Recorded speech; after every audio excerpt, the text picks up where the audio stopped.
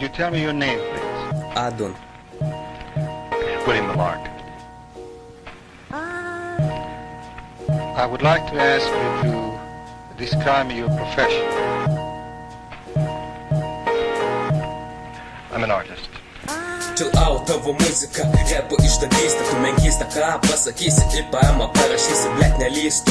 Aš rašysiu apie tavo muziką, kuri tave pati mutina, nebūk Madonna, keliauk į rožių sodą, neprimes bagotą, neišduok šalies geriau, būk prie peties, nes kas nors tave paties, už išdavystę, duok parodymus, už nepaprastai gerą muziką, aš rašau, kol tu tusini, savo būstinėj, tavo muzika yra popsas, tavo veidas atrodo kaip mopso, dar į mane nekaltom akim spokso, kad atleisčiau.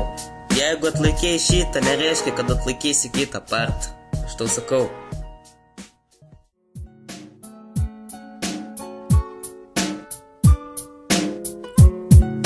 Chill out, išdavi save, išdavi visų šiame etape sakydamas, kad esi geriausias. Stumiai dėlą su dviejom panom, to patiko, bet vieną kartą atsitiko taip, kad abi tave apipiso ir pradėjai mylėti vyrus, laikė jas kaip pipirus picai. Tau patiko jų tik kaip for free, atlaikai kataką gaidį, išdavėjai savo gaują, todėl su tavim visi kariauja, dėl to tu likai prie saujos, ten kur padugnės kariauja.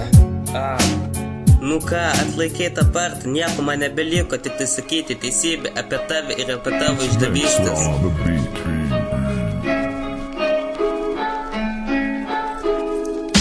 Chill out, gal ir būtum geras draugas, bet per daug pas tave melo, išdavystės tęsiasi be galo.